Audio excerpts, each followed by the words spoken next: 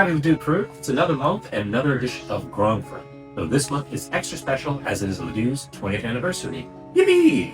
Now, in celebration of this milestone, this month's lineup will be covering 3 different eras of the shop's history, tasting the past, present, and future personified in 3 unique wines.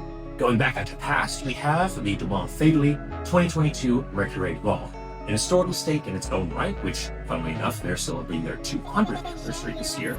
This wine embodies the shop's long-standing connection to Burgundy, which goes all the way back to our late founder, Jean-Luc Ledoux.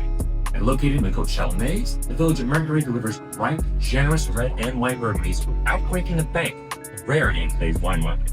Now combine that with an extra hand of an iconic estate and a near-perfect vintage, and you've got a classically delicious white herb that checks all the boxes on the nose and palate with just a little bit of minerality and a finish.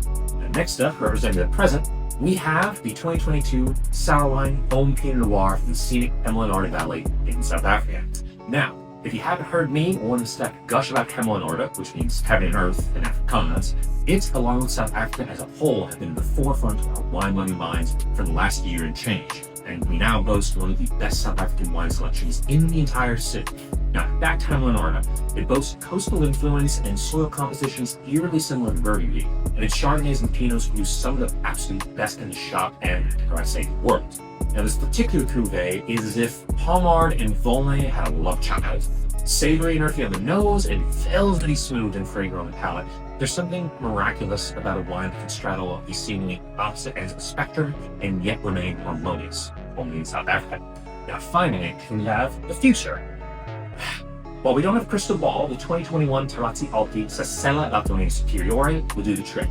The high terraces in Italian, Terrazzi Alpi, in my mind, is representative of the global winemaking trend of focusing on higher elevation wines, both for their tastes and to combat the ongoing effects of climate change.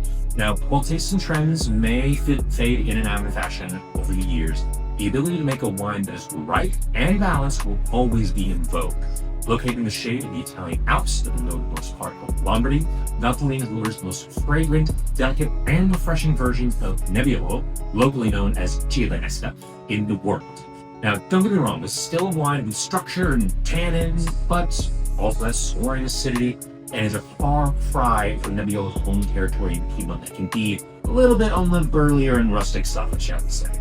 And there you have it, a slice of life from each phase of the shop's existence. I hope you all enjoy this past, present, future walkthrough, and cheers to 20 more years at Ledoux's.